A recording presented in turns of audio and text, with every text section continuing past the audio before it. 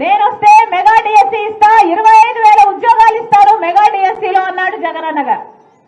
ఒక్క ఉద్యోగం కూడా భర్తీ చేయలేదు. ఈ రోజుకి 30,000 టీచర్ ఉద్యోగాలు ఖాళీగా ఉన్నాయి. ఇప్పుడు ఎలక్షన్లు వస్తే ఇప్పుడు గుర్తొచ్చిందా? ఇది మెగా డిఎస్సీ ఇవ్వాల్సిన వీళ్ళు ఇప్పుడు ఒక దగా డిఎస్సీ ఇచ్చారు. ఇప్పుడు కేవలం 6,000 ఉద్యోగాలు భర్తీ చేస్తారట.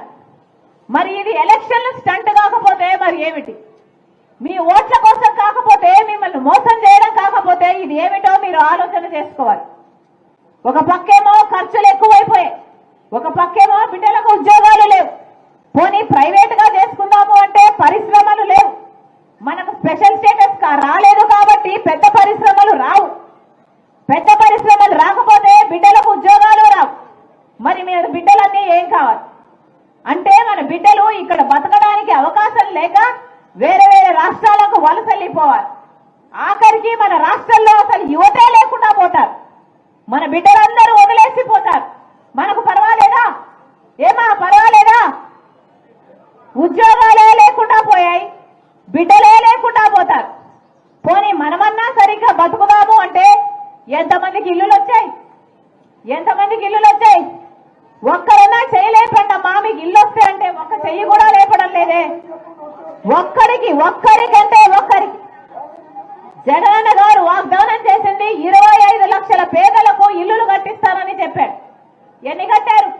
ఎంతమందికి ఇల్లు వచ్చింది అంటే ఒక్కరు కూడా చేయలేపడం లేదే. మరి మాట నిలబెట్టుకున్నట్టు ఇది ఎలా అవుతుంది? మహిళలు కూడా ఆలోచన చేయాలి. ఈ సర్కారు చేస్తున్న దగాకు ఎవరు మోసపోకండి. అమ్మా, ఓట్లు అన్నది మీ చేతిలో ఉన్న ఏకైక ఆయుధం. ఓటు అన్నది మీ జీవితాలను మార్చే ఆయుధం. 5 సంవత్సరాలకు ఒక్కసారి మాత్రమే ఈ ఆయుధం మీ చేతుల్లోకి వస్తుంది. ఆలోచన చేసి ఓటు వేయండి. మీ జీవితాలు ఎలా మారుతాయి, మీ బిడ్డల భవిష్యత్తు ఎవరి చేతుల్లో ఉంటే బాగుపడతాయి అని ఆలోచన చేసి ఓటు వేయండి. ఇలా లిక్కర్ మాఫియా, చుట్టుపక్కల ఉన్న శాండ్ మాఫియా, మైనింగ్ మాఫియా, ఇలా మీ భూమిని కూడా కబ్జా చేసే ఈ చెత్త ఆలోచనలు ఉన్న ప్రభుత్వం పోతేనే మన బిడ్డలు, మీరు, మీ భవిష్యత్తు బాగుంటుంది. మళ్ళీ చెప్తున్నాం తల్లి, ఇది ఓట్ల సమయం. లీడర్ వస్తారు, అన్ని పార్టీల లీడర్ వస్తారు, మీకు డబ్బులు ఇస్తారు.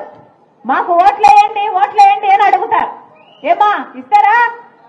ఎవరు డబ్బులు ఇచ్చినా తీసుకోండి.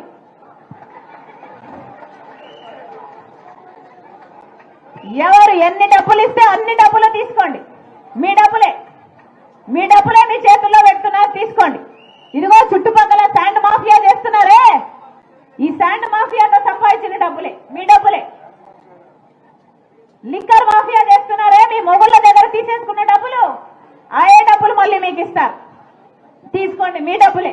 ఇంకా ఇమ్మని అడిగి వసూలు చేసుకోండి. ఎవరు ఎన్ని డబ్బులు ఇచ్చినా తీసుకోండి.